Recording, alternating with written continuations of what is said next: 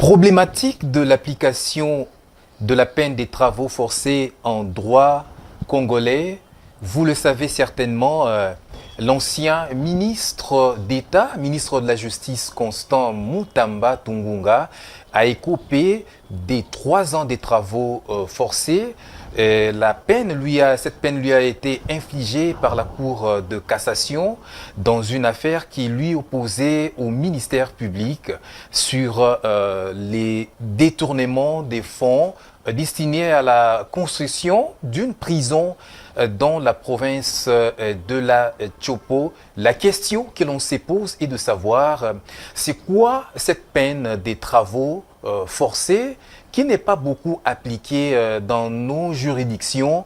Où est-ce que les détenus ou les condamnés à la peine des travaux forcés va-t-il purger sa peine des travaux forcés? Comment est-ce qu'il va le purger? C'est quoi la peine des travaux forcés? Mesdames, Messieurs, toutes ces questions auront des réponses dans ce nouveau numéro de votre émission Droit pour tous. Vous nous regardez de Kinshasa et de partout. Bonjour et bienvenue à vous. Et sur ce plateau, nous avons le réel plaisir, comme d'habitude d'ailleurs, d'avoir pour vous l'habitué de l'émission Droit pour tous. Il s'agit de Maître Kaozi Lumwanga. Il est avocat au barreau de Kinshasa Matete, mais aussi ancien directeur de cabinet adjoint du président honoraire de la Cour constitutionnelle, Maître Kaozi Lumwanga. Bonjour. Bonjour, Monsieur Nico. Alors, encore un plaisir de vous avoir sur ce plateau de votre des Droits pour tous, votre émission et votre plateau d'ailleurs. Le plaisir est partagé en tout cas. Alors aujourd'hui, nous allons échanger autour de cette question, on va dire ça comme ça, la problématique de l'application de la peine des travaux forcés en République démocratique du Congo. Pourquoi est-ce que je parle de la problématique? Évidemment parce que c'est une peine, en tout cas on a constaté que c'est peu appliqué devant les cours et tribunaux, mais aussi qui fait polémique. Et d'entrée des jeux, c'est quoi la peine des travaux forcés? Merci beaucoup, Monsieur Nico. La peine de travaux forcés, comme vous le dites si bien, c'est une peine qui pose quand même problème, on doit l'admettre, sur le plan de droit. Alors, lorsque vous posez la question, c'est quoi la peine de travaux forcés? Je dirais d'entrée des jeux, sans consulter la loi, s'il faut donner une définition de manière tout à fait scientifique ou encore en comparaison avec d'autres pays, donc s'il faut aller dans le droit comparé, je dirais que la peine de travaux forcés, c'est une peine qui consiste à appliquer aux condamnés des travaux pendant qu'il a été condamné par les cours et tribunaux. Donc on lui applique des travaux d'intérêt général. Des travaux d'intérêt général, c'est quelqu'un qui peut s'adonner par exemple aux travaux des champs. Lorsque l'État organise ces genres d'activités, on peut prendre ces personnes qui sont condamnées pour aller exécuter un certain nombre de travaux d'intérêt général pour le compte de la République. Par exemple, les travaux qui sont effectués par ce qu'on appelle les bâtisseurs, là, effectivement, du service national. Effectivement, c'est ces genres de travaux qui sont faits par le condamné à la peine de travaux forcés. Alors, la question que l'on se pose, que d'ailleurs d'aucuns se posent, c'est de savoir, avant d'ailleurs de renforcer votre argumentaire par les dispositions ou une disposition plutôt pénale ou légale. Alors, maintenant là, où est-ce que le condamné doit-il effectuer ces travaux forcés? Merci, c'est une question très importante et très intéressante. Pourquoi? Parce que même les juristes eux-mêmes, ils sont divisés sur la question. Divisés sur la question, pourquoi? Vous vous souviendrez, à votre première question, nous avons dit que l'on donnait une définition de la peine des travaux forcés par comparaison au droit comparé ou encore par une définition de manière tout à fait scientifique.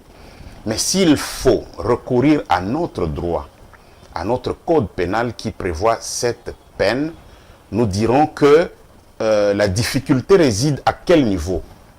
Pour certains juristes, ils vous diront que cette peine doit être appliquée, premièrement, de la même manière que la peine de servitude pénale, c'est-à-dire que c'est une peine privative de liberté, mais au-delà de la simple privation de liberté qui concerne la servitude pénale, la peine de travaux forcés, à cela on ajoute justement l'exécution de ces travaux d'intérêt général comme nous venions de le dire. Mais nous disons qu'il y a un problème qui se pose. Pourquoi? Parce que l'article 6 bis du code pénal, qui se trouve être le décret de 1940, qui a prévu la peine de travaux forcés, a précisé qu'une ordonnance présidentielle, c'est-à-dire un règlement par ordonnance présidentielle, devait être pris pour justement fixer les modalités d'application de cette peine. Malheureusement, depuis 1940 que ce code avait été promulgué jusqu'à ce jour. Jusqu'à ce jour, nous sommes en 2025. Aucune ordonnance n'a été prise à telle enseigne qu'à ce jour, sur le plan purement légal, nous serons en difficulté de vous dire de quelle manière exactement cette peine est censée être appliquée. Donc, nous n'avons rien sur le plan légal. On énonce le principe, on énonce la peine, mais on ne donne pas les détails de la manière dont cette peine est censée s'appliquer. Alors, maître, vous allez continuer, mais nous sommes quand même en droit moderne, si on peut le dire comme ça, avec l'évolution des choses. À qui incombe justement cette responsabilité-là? Parce que vous avez dit que c'est le président de la République qui devait prendre cette ordonnance-là, à moins que je ne vous ai pas bien écouté. Alors, à qui? Mais si le président de la République ne le fait pas, est-ce que vous, les juristes, ce pays dispose quand même d'un grand nombre de juristes qui peuvent prendre à bras le corps la situation pour amener des initiatives en vue justement de la promulgation, disons, d'amener à ce que cette loi soit d'application? Vous avez pleinement raison de poser cette question. Moi, je dirais que la responsabilité est partagée. Évidemment, la loi parle d'une ordonnance qui doit être prise par le président de la République, mais je dis que les responsabilités sont partagées. Pourquoi? Parce qu'évidemment, le président de la République n'a jamais pris cette ordonnance. Les différents présidents qui se sont succédés depuis 1940 à ce jour, aucun n'a pris cette initiative. Responsabilité partagée, pourquoi? Parce que justement, nous avons un Parlement. Nous avons une commission permanente, une commission de réforme qui siège de manière permanente, qui peut prendre cette initiative et déposer un projet d'ordonnance au cabinet du chef de l'État. Personne n'y a pensé. Récemment, il y a eu une réforme sur le droit pénal en 2014, si je ne me trompe, mais cette initiative n'a pas été prise. C'est à ce niveau que je dis que les responsabilités sont partagées. Mais sinon, c'est par ordonnance présidentielle que un tel règlement est censé être pris selon la volonté de la loi. Alors, on va revenir sur cette peine des travaux forcés. On l'a appliquée. La personne à qui on a appliqué cette peine, tout le monde savait que l'ancien ministre de la Justice devait aller purger sa peine à la prison centrale de Makala ou dans une autre maison carcérale, mais ça n'a pas été le cas, alors que vous, dans vos explications, vous avez dit que c'est une peine qui consiste à infliger à un condamné des travaux, peut-être qui ne relevaient pas de sa volonté, et des travaux d'intérêt général. Mais pourquoi est-ce qu'il n'a pas pu rejoindre le milieu carcéral, et c'est plutôt ailleurs? C'est là où aussi les téléspectateurs qui nous regardent voudraient avoir d'amples explications. Merci beaucoup. C'est une question qui demande beaucoup de précisions. Pourquoi je le dis? Parce que tantôt nous venons de démontrer que l'article 6 bis qui prévoit cette peine n'a pas donné en son sein les modalités d'application. Là, c'est l'article 6 de quelle disposition? Du code pénal. Du code pénal. L'article 6 bis. Bis, voilà. Qui prévoit cette peine n'a pas donné les détails, n'a pas donné les modalités d'application. Il renvoie à une ordonnance présidentielle. Vous comprendrez déjà la difficulté qu'il y a, que pour certains qui affirment, comme moi, je suis de ceux qui affirment que la peine des travaux forcés, c'est une peine privative de liberté, contrairement à ce que soutiennent les autres qui se disent que travaux forcés, on parle des travaux forcés. On se limite au travail, disons. Au travail, on peut être chez soi, oui, mais on exécute des travaux d'intérêt général à un certain rythme imposé par l'autorité établie. Vous avez dit que vous pouvez être chez vous. Pour certains qui soutiennent cette tendance-là, ils disent que, étant donné qu'il faut faire la part des choses, parce que la loi elle-même le dit, qu'il ne faut pas confondre la peine de travaux forcés à celle de servitude pénale. Qu'il ne faut pas confondre. Et c'est comme ça les tenants de cette thèse qui estiment que les travaux forcés ne sont pas exécutés en milieu carcéral, comme vous venez de le dire.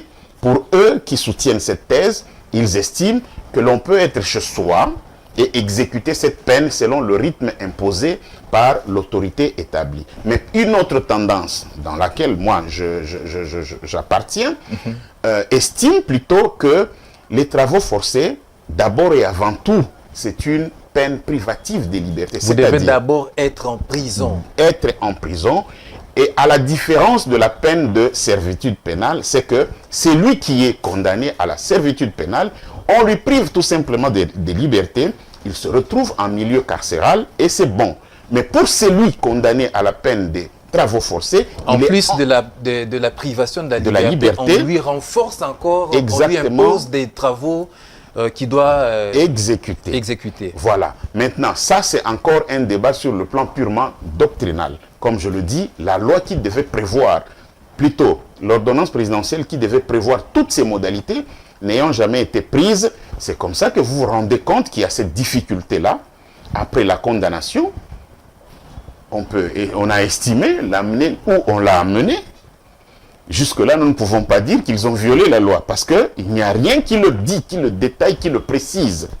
Donc, on peut l'amener en milieu carcéral, tout comme on peut le garder où on le garde, à condition qu'il exécute des travaux d'intérêt général. Encore à ce niveau, ces travaux ne sont pas définis.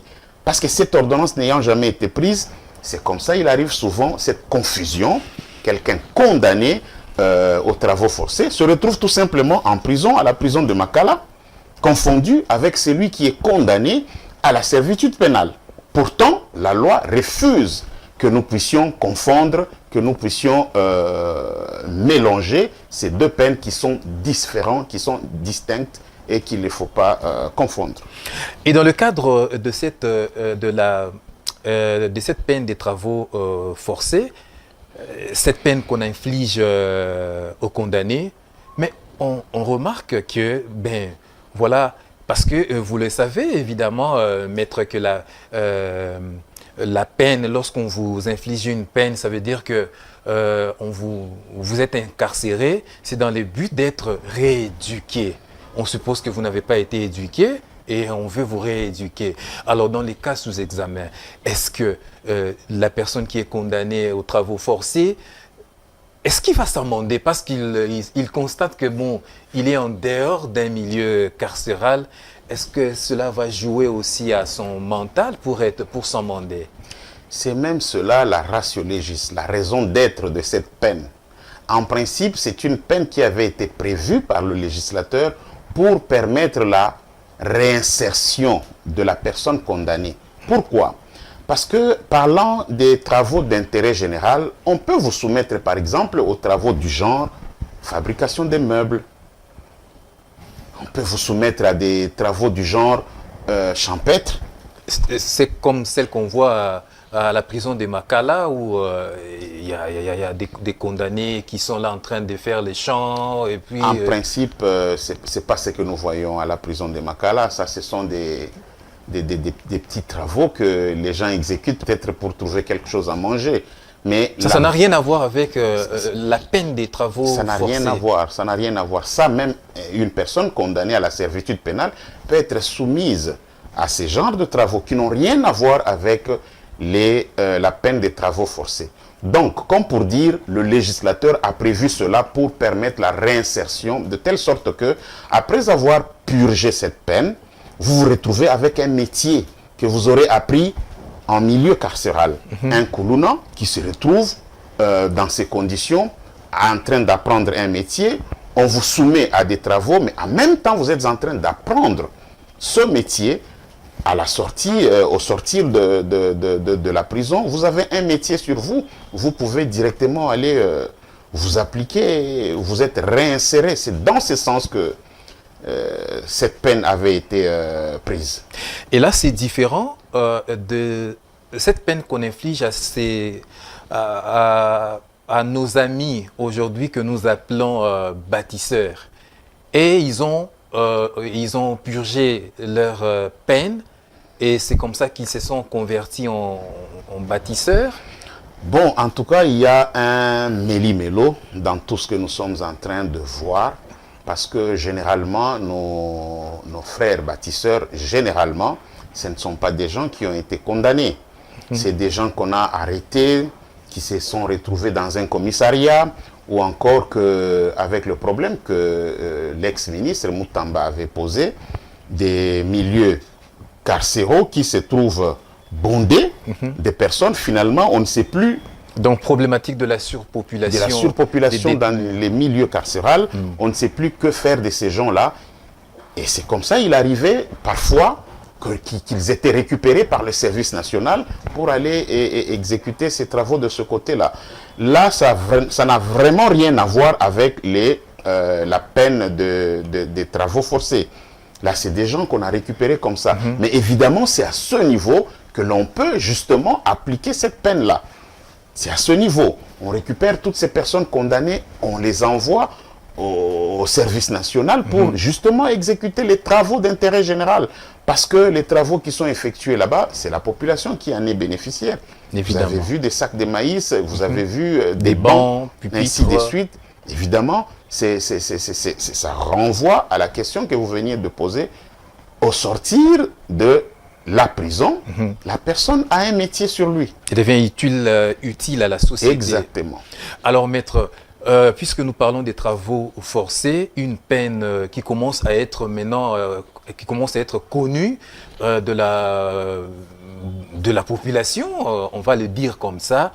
Est-ce que vous pouvez nous situer le siège de la matière où on peut trouver cette peine-là des travaux forcés, dans les codes pénals?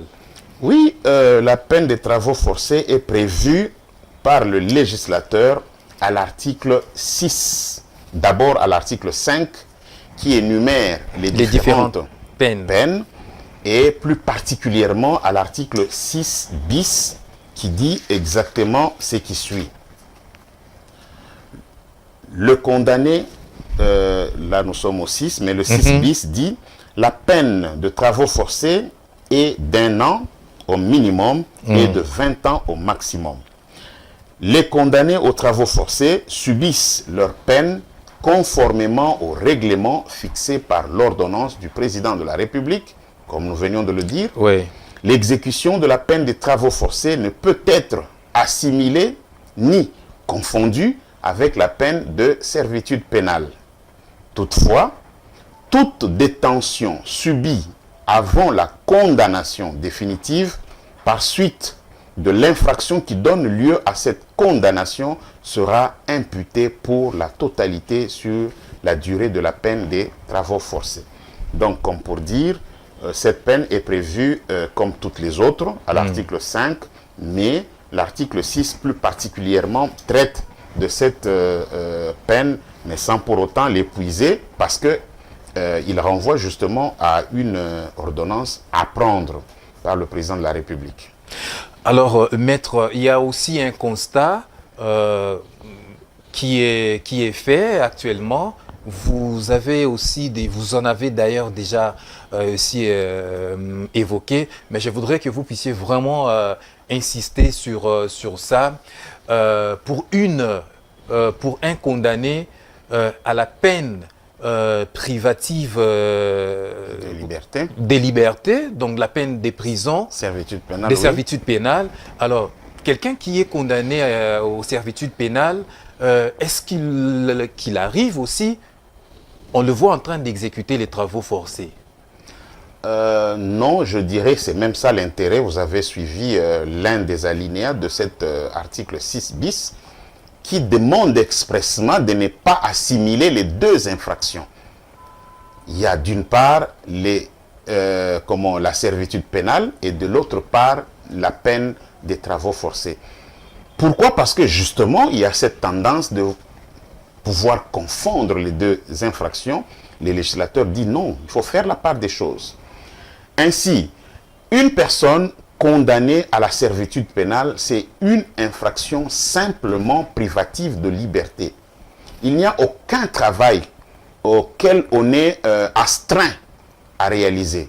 Mais sur le plan purement pratique, ça peut arriver au sein de la prison, dans un milieu carcéral. Bon, pour l'intérêt... Suite peut-être aussi, suite à votre comportement, à votre comportement du détenu. Voilà, ça c'est autre chose. C'est sur le plan purement administratif. Ou disciplinaire. Disciplinaire, vous avez fait ceci, on vous impose cela. Ça n'a rien à voir avec les peines telles que le législateur les a prévues. Donc, les travaux forcés, pour nous, tenant de ce que c'est une peine avant tout privative de liberté, vous pourriez le comprendre même lorsque on prend la hiérarchie justement des peines. On commence par la peine de mort, qui est aussi une peine privative de liberté. On vous prive votre liberté. Plus grave, on vous prive même votre vie. Ensuite, il y a justement la peine des travaux forcés, qui est une peine beaucoup plus lourde que la peine de servitude pénale, parce qu'elle vient justement après la peine de mort. C'est de là que nous tirons même la compréhension selon laquelle c'est d'abord et avant tout une peine privative de liberté. Et donc, vous êtes condamné à cette peine, vous devez rejoindre les milieux carcérales où vous allez justement appliquer les travaux forcés. Il y a une tendance qui prétend, comparativement à d'autres pays, où ce genre de peine est appliqué par des personnes, il est chez lui, mais on lui impose, vous devez vous placer par exemple dans un rond-point pour effectuer ces genres de travaux. Ça, ce n'est pas une peine principale. Il faudrait faire cette nuance. Il y a des peines principales et il y a des peines subsidiaires. Dans les pays où on applique cette façon de faire, vous êtes chez vous, vous devez aller accomplir un certain nombre de travaux. Il ne s'agit pas d'une peine principale. Ce sont des peines subsidiaires. C'est quoi une peine principale? La peine principale, c'est toutes les peines qui sont déjà prévues par la loi, que pour telle infraction, vous devez subir telle peine. Les peines subsidiaires, c'est quoi? Ce sont des peines qui s'ajoutent aux peines principales. Vous êtes condamné aux travaux forcés et on va vous astreindre. Par la suite, on vous dit, vous perdez votre droit à l'éligibilité. C'est comme c'est le cas avec Constant Moutamba. Effectivement. Il s'agit d'une peine subsidiaire qui s'ajoute à la peine telle que prévue par la loi. Et ça relève de l'appréciation souveraine du juge qui doit voir dans un cas comme dans un autre. Mais d'abord et avant tout, on applique les peines principales, qui sont au nombre de 4. Nous avons la peine de mort, nous avons la peine des travaux forcés, nous avons la peine de servitude pénale, nous avons la peine d'amende. D'amende Et ça s'arrête là. Ce sont les peines principales. Les restes, ce sont des peines subsidiaires qui s'ajoutent. Vous êtes condamné à la servitude pénale, 5 ans de servitude pénale, on vous ajoute la confiscation. On va voir l'objet qui a servi à la commission de cette infraction, on va confisquer. Par exemple, si c'était une arme, on vous confisque l'arme. Exactement. N'importe quel matériel que vous détenez. Voilà, on vous confisque. Ça peut être une maison, vous avez détourné de l'argent et on s'est rendu compte qu'avec ces sommes, vous avez pu acheter un immeuble. On peut confisquer, mais ce sont des peines subsidiaires. Donc, dans des pays où les gens sont dans leur liberté, exécutant des travaux d'intérêt général, il s'agit des peines subsidiaires qu'il ne faut pas confondre avec notre situation où le législateur a prévu les travaux forcés comme peine principale. Alors, maître, on poursuit notre échange. Quel était, en fait, je vais dire, lorsqu'on reconnaît au juge sa souveraineté, on va le dire comme ça, parce que il a ce pouvoir-là souverain, est-ce que dans sa souveraineté, il lui appartient, lui, à prononcer la peine, on va dire, la peine des servitudes pénales, donc la peine des prisons, il s'arrête là, ou encore la peine des travaux forcés. Est-ce qu'il lui appartient à lui de pouvoir jauger, ou lorsque les juges se retirent en délibéré, ils se disent on va lui appliquer la peine des servitudes pénales ou telle autre. Pourquoi pas? Pourquoi est-ce qu'il pouvait aussi, prenons le cas de Moutamba, il pouvait aussi s'arrêter à prononcer uniquement la peine des servitudes pénales?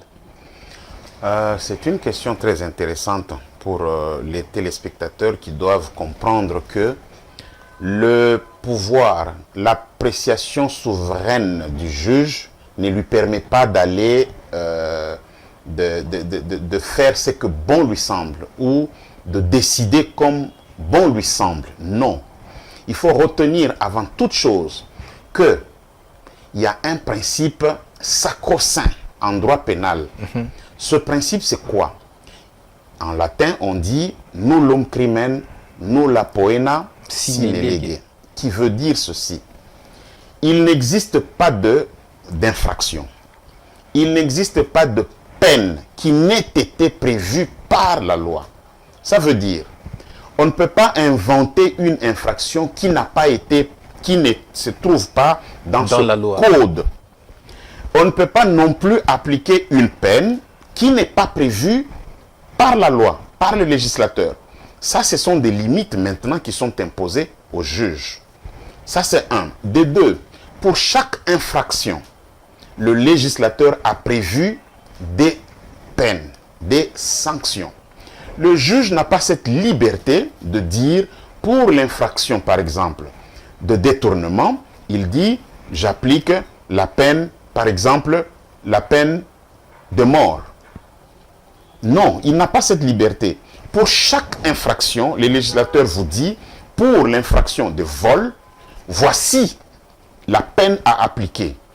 Il vous donne une fourchette que vous pouvez aller, par exemple, de 1 an à 5 ans, par exemple. Le juge, son appréciation souveraine se trouve être limitée justement par la volonté du législateur. Donc, il ne peut pas, dans cette hypothèse, il ne peut pas condamner quelqu'un à 20 ans de prison si le législateur s'arrête à 5 ans comme maximum.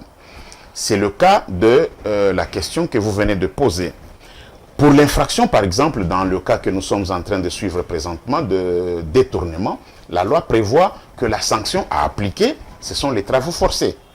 Et donc, le juge n'a pas cette liberté de dire non, moi j'applique la servitude pénale. Il n'a pas cette liberté-là. Sinon, c'est une décision qui est irrégulière, qui est illégale, qui peut subir un recours si cela est encore possible. Donc, le juge, évidemment, il a la liberté d'apprécier souverainement, mais dans les limites prévues par la loi. S'agissant maintenant des peines subsidiaires, là, le législateur lui accorde justement cette liberté d'appréciation. Il a cette liberté d'appréciation de manière souveraine mais il est limité par la loi. Il ne peut pas non plus faire ce que bon lui semble, il doit dire ce que la loi prévoit. Si la loi prévoit qu'en plus de la peine principale, on doit appliquer la confiscation, il est limité à ce que dit la loi, mais dans les fourchettes, c'est là où il peut nager, naviguer pour savoir si il applique une peine à autant de mois, autant de jours. C'est là qu'intervient son appréciation souveraine, mais qui n'est pas de l'arbitraire, parce qu'il doit se conformer à ce que dit la loi. Alors, maître, on est toujours dans le même ordre d'idées. Les travaux forcés, lorsqu'on prononce cette peine, est-ce qu'on tient compte de la qualité de la personne, de la qualité du condamné avant le prononcé de cette peine? Je donne un exemple. On l'a dit ici, ces délinquants que nous appelons Kuluna et autres qui remplissent nos établissements pénitentiaires. Alors, le constat aussi est fait que pour la plupart des cas, ils ne sont pas condamnés aux travaux forcés. Est-ce qu'on tient compte de la qualité de la personne pour lui infliger, par exemple, cette peine des travaux forcés où il se retrouve dans un milieu bien aménagé par l'État, le cas de Moutamba? Est-ce qu'on peut aussi le faire pour les Kuluna? Bon, il faut préciser, nous venons d'abord de démontrer tantôt que pour chaque peine, pour chaque infraction, la loi a prévu la peine applicable. Donc, on peut avoir un Kuluna, il a été poursuivi pour quelle infraction? C'est l'infraction pour laquelle il est poursuivi qui détermine la peine qui lui sera appliquée. Okay. Ça, c'est une chose. Donc, dans le cadre de Moutamba, comme vous venez de le dire, c'est l'infraction de détournement qui a permis au juge de la Cour de cassation d'appliquer la peine des travaux forcés. Ça, c'est une chose. Alors, une autre chose, lorsque vous relevez la qualité du prévenu ou du condamné, évidemment, il appartient au juge. La loi a reconnu au juge aussi, justement, cette possibilité d'appréciation selon la qualité de la personne qui est poursuivie. Pour des personnalités, par exemple, des hautes personnalités, c'est là que vous verrez, par exemple, on leur applique, au lieu qu'il se retrouve, il est condamné à la servitude pénale. Au lieu de se retrouver en milieu carcéral, le juge peut lui appliquer, par exemple, l'assignation à résidence surveillée. C'est en fait la même peine de servitude pénale, mais tenant compte de sa qualité, parce qu'il s'agit, par exemple, d'un ministre, il s'agit, par exemple, d'un président de la République. On l'a vu avec Bongo Ondimba, qui n'a pas été dans un milieu carcéral. Évidemment, on a tenu compte non seulement de sa qualité, mais aussi de sa santé, hein, de l'état de sa santé. Il a été assigné à résidence surveillée. Il s'agit en fait de l'exécution d'une même peine, mais tenant compte de la personne. On se dit, bon, pour des hautes personnalités, par exemple, ça peut arriver que le juge, dans son appréciation, il peut lui appliquer, par exemple, l'assignation à résidence surveillée. Maître, je voudrais que nous rentrions encore dedans, que nous puissions prendre le code pénal en son, comment on va dire, en son article 5, là on a énuméré les différentes peines. Oui. Parce que je voudrais que vous fassiez une différence entre l'assignation à résidence surveillée. Il y a aussi une autre mesure qui est là, qui nous complique un tout petit peu. Et si vous pouvez faire une différence entre ces deux mesures. D'abord, si vous pouvez reprendre ça, oui, au bonheur d'ailleurs de nos téléspectateurs qui nous regardent. Exactement. L'article 5 du Code pénal dit ce qui suit. Les peines applicables aux infractions sont 1. La mort. 2. Les travaux forcés. 3. La servitude pénale. 4. L'amende. 5. La confiscation spéciale. 6. L'obligation de s'éloigner de certains lieux ou d'une certaine région. 7. La résidence imposée dans un lieu déterminé. 8. La mise à la disposition de la surveillance du gouvernement. Voilà, c'est là que je voudrais que vous puissiez bien expliquer l'assignation en résidence surveillée et la mise sous, comment dire, à la résidence imposée dans un lieu déterminé et la mise à la disposition de la surveillance du gouvernement. La différence entre les deux dernières mesures ou peines. Oui. Parce que ça nous renvoie presque la même chose. Là, ça prête à confusion. Oui. En fait, ce sont des mesures qui sont proches, mais à quelques différences près. La résidence imposée dans un lieu déterminé. Vous êtes condamné. On dit, vous n'allez pas dans un milieu carcéral. C'est des mesures qui surviennent généralement, avant la condamnation. Lorsque vous êtes poursuivi, le juge, non, plutôt le magistrat instructeur, l'officier du ministère public qui instruit le dossier, peut estimer que votre fuite est à craindre. Ça, c'est une chose. De deux, il peut estimer qu'il aura besoin régulièrement de vous, justement dans le cadre de l'instruction de son dossier. On peut vous imposer d'abord, avant la condamnation, avant qu'on en arrive aux peines, on peut vous imposer de ne pas vous éloigner d'un certain périmètre. Par exemple, on vous dit, vous ne quittez pas la ville de Kinshasa.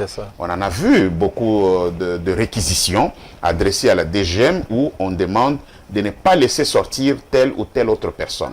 C'est justement en application de cette mesure qui consiste à vous imposer de ne pas vous éloigner d'un certain périmètre dans le cadre de l'instruction du dossier. Mais après condamnation, il est reconnu aussi au juge de pouvoir appliquer ce genre de mesures-là.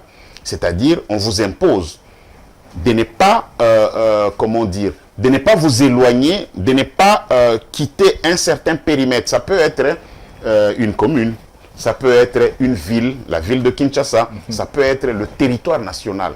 C'est-à-dire, vous êtes là, vous pouvez aller à Matadi, vous pouvez aller à Lubumbashi, mais sans pour autant traverser les frontières de notre pays. Parce que là, justement, si les juges ont besoin de vous et que vous êtes ailleurs, dans un endroit où il n'a pas la maîtrise, vous pouvez avancer des raisons comme quoi je suis empêché. Exactement. Et je suis malade ou... Exactement. Voilà. Tout comme ça peut être dans le cadre, par exemple, des problèmes au niveau conjugal. On peut vous imposer, on vous dit par exemple que vous ne pouvez pas arriver à la résidence de votre épouse parce que justement on craint qu'il y ait dérapage, on craint qu'il y ait, on sent qu'il y a entre vous par exemple une certaine animosité qui peut vous amener par exemple à en venir aux mains. On peut vous interdire, on vous dit, on vous impose, vous ne pouvez pas rejoindre la résidence de madame où on vous impose une distance à ne pas franchir par rapport à la résidence de madame. Tout comme ça peut être dans le cadre d'une condamnation déjà. On estime que comme sanction, vous restez là, vous ne quittez pas. À la différence maintenant de la deuxième qui est la mise à la disposition de la surveillance du gouvernement. L'autre, il est dans sa liberté, mais limité, liberté entre guillemets, limitée à un certain périmètre. On vous dit tout simplement, vous ne quittez pas la ville de Kinshasa. Mais pour l'autre, il est mis à la disposition de la surveillance du gouvernement. C'est-à-dire pour celui-là, en dehors de ce périmètre qui lui est imposé, il a des obligations à accomplir, par exemple, aller répondre chaque lundi, chaque mercredi, par exemple, à un service bien déterminé. Ça peut être au parquet, parce que c'est le parquet qui exécute les décisions de justice. Donc, à celui-là, il y a, au-delà de la limitation d'un périmètre donné, il y a d'autres obligations qui s'imposent à lui, où le gouvernement doit le garder à l'œil. Le gouvernement, évidemment, à travers ses services. Ça peut être le parquet, ça peut être les services de l'intelligence, ainsi de suite. Alors, maître, on va prendre cette hypothèse-là. C'est d'ailleurs le cas des Moutamba. Vous êtes à la disposition du gouvernement. Alors, ne pensez-vous pas que vous devenez... Déjà, vous avez été une charge parce qu'on vous a condamné. Et lorsque le gouvernement vous prend encore en charge, on va le dire comme ça, parce que vous êtes sous sa disposition, vous devenez encore une charge pour le gouvernement. J'ai parlé du cas Moutamba. Bon, nous parlons scientifique, mais nous prenons quand même des faits. Il a été logé quand même dans une villa huppée de la République, dans un coin de Kinshasa. Nous le savons, nous n'allons pas citer voilà les lieux, nous ne sommes pas là pour ça, nous restons scientifiques. Mais ma préoccupation, c'est que vous devenez encore une charge, parce que quand on regarde là où il est interné, mais c'est un endroit, en tout cas, très huppé. Et quand vous comptez les montants à dépenser, c'est que le gouvernement va commencer à dépenser, et durant les 3 ans, vous êtes une charge. Bon, il faut préciser d'abord que tous les condamnés sont à charge du gouvernement. Tous les condamnés, même ceux qui sont au CPRK, ceux qui sont à Angenga, ceux qui sont je ne sais où, tous sont à charge du gouvernement. Parce que le gouvernement a l'obligation de les nourrir. L'obligation a toute une série d'obligations envers les condamnés. Donc eux tous, ils sont sous la charge du gouvernement. Évidemment, bon, là maintenant, c'est par rapport au niveau... je confirme que c'est toujours à charge du gouvernement, mais en ce moment-là, on tient compte de la qualité de la personne. Ça dépend aussi de l'appréciation de celui qui vous met dans ces conditions-là. Il est animé par quoi? Point d'interrogation, parce qu'on a vu d'autres politiciens qui se sont retrouvés au CPRK. Hein? Bon, ça dépend de l'appréciation de celui qui décide. Alors, maître, on va terminer, mais avec une autre problématique. C'est l'article 16 de la Constitution. Est-ce que vous pouvez d'abord faire la lecture et ensuite vous allez interpréter, parce que ça prête encore à confusion. C'est la problématique de la suppression justement des travaux forcés. Voilà, je vais m'appliquer à votre demande. D'abord la lecture de l'article 16 de la Constitution qui dit « La personne humaine est sacrée. L'État a l'obligation de la respecter et de la protéger. Toute personne a droit à la vie, à l'intégrité physique ainsi qu'au libre développement de sa personnalité dans le respect de la loi, de l'ordre public, du droit d'autrui et des bonnes mœurs. Nul ne peut être tenu en esclavage ni dans une condition analogue. Nul ne peut être soumis à un travail cruel, inhumain ou dégradant. Nul ne peut être astreint à un travail forcé ou obligatoire. » Alors, maître, cette disposition de la Constitution n'est-elle pas contre les travaux forcés? Voilà, ça c'est une question très intéressante qui appelle vraiment un développement où j'aimerais que vos téléspectateurs nous suivent attentivement. Évidemment. La volonté du constituant est telle que, comme nous venons de le lire, notamment, nul ne peut être soumis à un traitement cruel, inhumain ou dégradant. Nul ne peut être astreint à un travail forcé ou obligatoire. Évidemment, lorsqu'il faut faire une approche tout à fait, une approche de légistique, on peut arriver à croire que la Constitution a abrogé la peine de travaux forcés. Nous n'en sommes pas encore à ce niveau-là. C'est que la Constitution a consacré, évidemment, il interdit tout traitement cruel, les travaux forcés, on peut placer ça dans cette catégorie, tout traitement inhumain ou dégradant, ces genres de travaux, on peut les classifier dans cette catégorie interdite par la loi. Nul ne peut astreindre à un travail forcé ou obligatoire. Ça, c'est la volonté du législateur. Là, c'est quand même normal. C'est normal d'interdire. C'est normal d'interdire. Nous sommes tout à fait d'accord. Mais ce qu'il faut comprendre à ce niveau, c'est que la peine, c'est quelque chose qui est prévu par la loi. La peine, c'est la volonté du législateur, qu'il ne faut pas confondre avec quelqu'un, comme vous qui êtes là, vous êtes responsable par exemple de votre chaîne, et vous allez faire subir un traitement à vos collaborateurs, un traitement cruel, un traitement dégradant, des travaux forcés, où ils ne donnent pas leur consentement, vous leur imposez ce genre de travaux, c'est ce que la Constitution interdit. Qui que vous soyez. Mais lorsque c'est la loi qui le prévoit, ça, nous sommes dans un autre cadre. Justement, pas seulement la peine des travaux forcés, prenons même la mort. La vie humaine, n'est-ce pas qu'elle est consacrée par cette même Constitution, qui nous dit que la vie humaine est sacrée et qu'on ne peut pas ôter la vie à quelqu'un. Mais la loi a prévu la peine de mort. De même pour toutes les autres sanctions. La liberté est consacrée. Mais la loi prévoit la sanction des servitudes pénales. Là, c'est la part des choses qu'il faut faire. C'est que on ne peut pas être soumis à des travaux, à un traitement dégradant, à un traitement cruel. On ne peut pas être soumis à des travaux contre son gré. C'est ce que veut la Constitution. Mais c'est que la loi consacre comme sanction, elle doit être appliquée. Il ne faut pas considérer cela comme une violation de la Constitution. Mais il y a un problème qui se pose justement par rapport à votre renvoi à cette disposition et la peine des travaux forcés. Pourquoi ?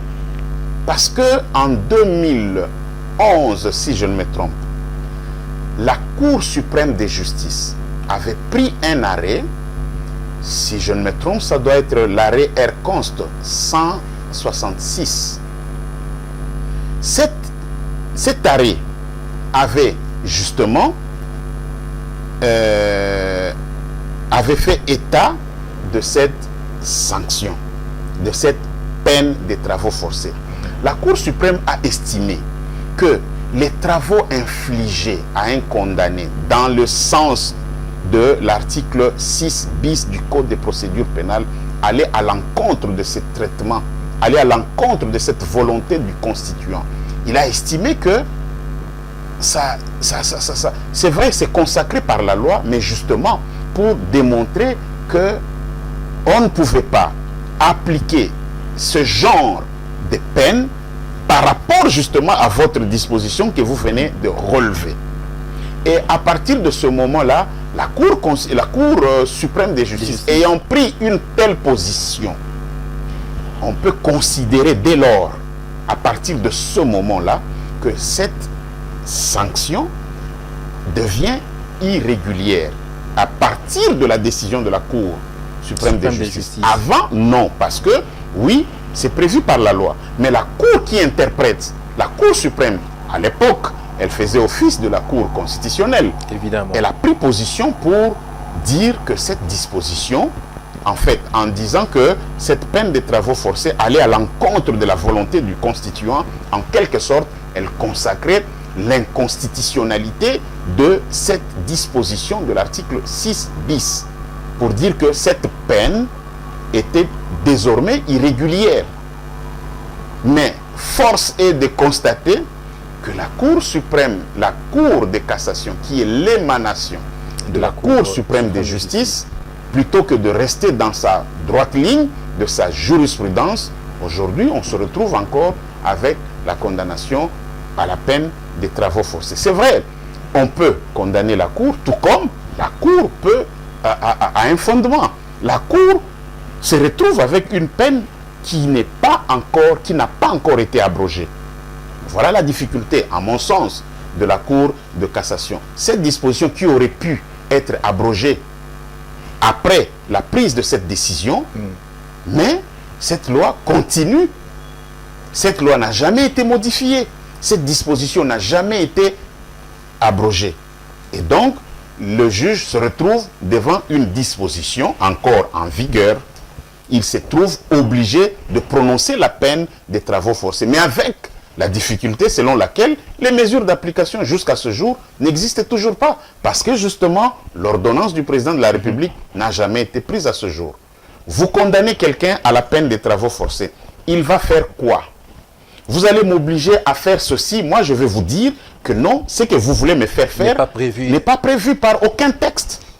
Par aucun texte. C'est ça la difficulté dans laquelle nous nous retrouvons avec ceux qui sont censés aider le chef de l'État à préparer des textes qui doivent nous gouverner. Alors maître, on a déjà fini, on nous a fait signe que nous avons largement dépassé, mais je voudrais que vous puissiez, en tout cas si je ne pose pas cette question, je serai très mal à l'aise. Alors peut-être votre réponse en 30 secondes. Vous êtes condamné à une peine des servitudes pénales, on vous inflige les travaux forcés. Est-ce que vous êtes en droit de porter plainte contre la composition ou contre les juges? Voilà, 30 secondes, c'est tellement peu parce que cette question peut constituer toute une émission. Je dirais d'emblée que le juge, on ne peut pas le poursuivre parce que le juge s'arrête au stade de prononcer les décisions. L'exécution, c'est encore un autre organe qui est le ministère public, le parquet. Le parquet qui est censé maintenant appliquer cette peine, c'est ce parquet qui se retrouve dans cette difficulté-là. Maintenant, on vous oblige à faire ceci ou cela. Vous êtes en droit. Vous êtes en droit. Moi, par exemple, vous m'amenez au CPRK, si bien que je partage cette tendance de dire que la peine de travaux forcés s'exécute d'abord et avant tout en milieu carcéral. Mais vous m'y placez aujourd'hui, moi, je peux déposer une plainte pour, par exemple, arrestation arbitraire. Parce qu'aucun texte ne dit que vous devez m'amener en milieu carcéral. Aucun texte. Voilà, merci beaucoup maître. On s'arrête là pour aujourd'hui. Il y a beaucoup à dire par rapport à cette peine des travaux forcés, mais pour aujourd'hui, faute de temps, la télévision c'est le temps. Mais pour quelqu'un qui ne vous a pas capté, qu'est-ce que vous allez lui dire par rapport aux travaux forcés en 30 secondes et on termine? Les travaux forcés, c'est une peine prévue par la loi. Les travaux forcés, comme peine prévue par la loi, il n'existe jusqu'à ce jour aucune mesure d'application. Donc, à vrai dire, l'exécution de cette peine pose problème pour l'organe qui est censé l'exécuter, qui est le ministère public. Voilà ce qu'on peut prendre comme résumé. Merci beaucoup, Maître Kaozi. C'était là votre mot de conclusion à cette émission. Alors, il ne nous reste qu'à vous dire, en tout cas, merci beaucoup pour vos explications. Le plaisir est toujours partagé lorsque nous passons par votre émission. Merci beaucoup. Alors, chers téléspectateurs amoureux de votre émission Droit pour tous, nous arrivons au terme de notre échange d'aujourd'hui, qui a porté autour de la problématique de l'application de la peine des travaux forcés en droit congolais. Vous avez compris les explications, vous avez été éclairés. Nous vous reviendrons au cours de notre prochaine émission pour d'autres thématiques. D'ici là, portez-vous bien. Au revoir.